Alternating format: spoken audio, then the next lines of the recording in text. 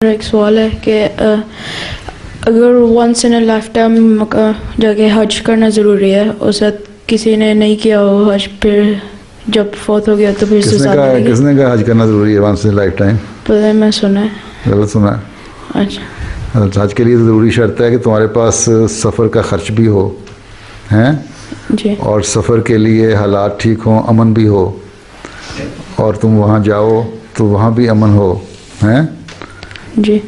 फिर ऐसी सूरतें, बहुत सारी शराइत हैं, अगर वो हों, पूरी करते हो तो तुम हज कर सकते हो। अब अहमदियों को तो वहाँ अगर अहमदी को पता लग जाए तो वहाँ तो वैसे ही पकड़ के टांग देते हैं, सजाएं देते हैं जी। तो इसलिए वो तो जा ही नहीं सकते। जो अहमदी जिनका पता ना लगे, जो कहीं और पैदा हो, जो अहमदी मसलन पाकिस्तानी है, अहमदी जो हैं उनके पासपोर्ट पे लिखा होता है अहमदी, जी, हैं, अब उनको जाने नहीं देते, कहते हैं मना है। जिसके पासपोर्ट पे अहमदी नहीं लिखा होगा वही हज कर सकता है ना। इस तरह शराइत हैं। इसलिए हज़रत सल्लल्लाहु अलैहि वसल्लम ने हज नहीं किया जब तक हालात ठीक नहीं हो गए।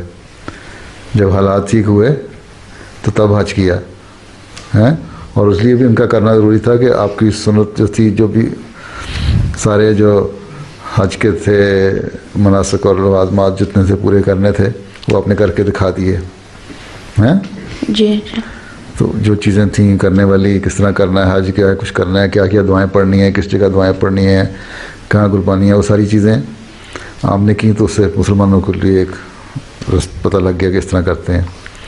इसलिए जिसको तौफीक है वो तो कर सकता है, जिसको तौफीक नहीं है वो किस तरह कर सकता है। एक गरीब आदमी था,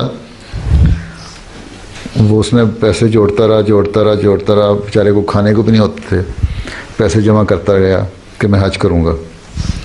जब उसके पास हज के पैसे हो गए जी, तो उसने जाने की तैयारी कर ली हज पे, हैं, जी। लेकिन बड़े दिन से उसने गोश्त नहीं खाया। तुम लोग तो रोज़ बर्गर शर्गर कैंटे के वगैरह खा लेते हो ना, उस बेचारे ने, गरीब आदमी ने गोश्त भी नहीं खाया हुआ था। अच्छा, तो हमसाये के यहाँ से उसको गोश्त के पकने की खुशबू आई, जी। तो उसके पास गया कि थोड़ा सा मुझे भी दो गोश्त, मैंने अरसे से नहीं खाया, तुम्हारे घर में पक रहा है गोश्त, शोरबा दे दो मुझे, मैं भी खाऊं।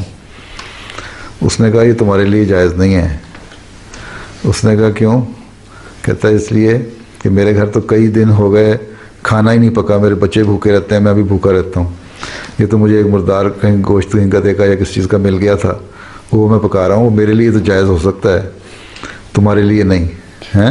अच्छा, उसको इतना सो हुआ कि वो घर गया, जितने उसने हज के लिए पैसे इकट्ठे किए हुए थे ना, जी, वो ला के ना उस आदमी को दे दिए कि तुम अपना और अपने बच्चों को खाना पकाओ और हलाल खाओ, ये हराम चीज़ ना खाओ, हैं।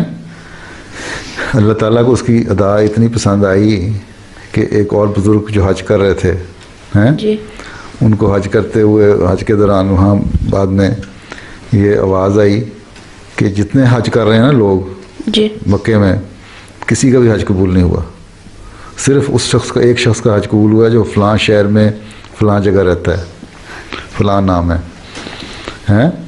जी। तो उसके पास खैर तलाश करते करते, उस ज़माने में सफ़र भी बड़े मुश्किल होते थे, ऊँटों पे घोड़ों पे सफ़र करते थे।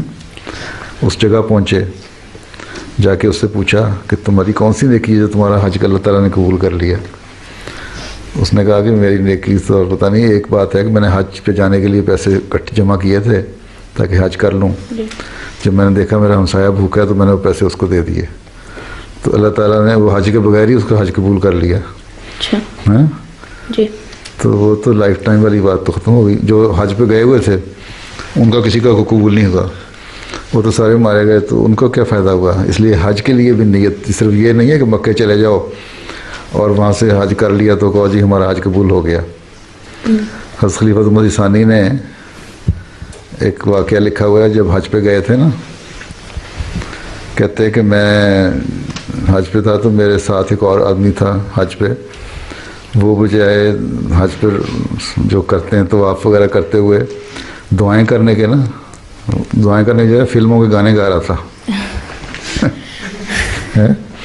इंडियन फिल्मों के गाने गाए जा रहा था। तो कहते, मैंने उससे पूछा कि तुम्हें तो क्या, कहता मुझे तो पता नहीं हज क्या है।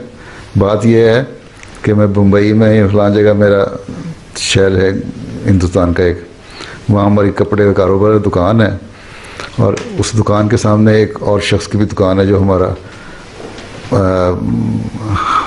जो बिज़नेस राइवल है ना, कारोबारी शख्स है। तो वो हज करके आया, उसने अपने दुकान के ऊपर बोर्ड पे लिख दिया हाजी फलां फलां है। उसका हाजी सुन के ना लोग बड़े उसके दुकान पे जाते हैं और दाढ़ी रख के और तस्बीह लेके फिरता रहता है तो मेरे बाप ने कहा कि देखो इस हाजी बने के दुकान चल गई है, तुम भी हज पे जाके करके आओ हज, हैं मक्के जाओ, हुआ होता कि हम भी लिख सकेंगे हाजी फलां, हमारा कारोबार चमक जाए। हैं तो मैं तो इसलिए आया, मुझे तो पता नहीं नमाज किस तरह पढ़ते हैं, दुआ किस तरह करते हैं। और हाजी साहब बन के तो वापस आ रहे थे, दुआओं के बजाय वहाँ फिल्मी गाने गाते रहे।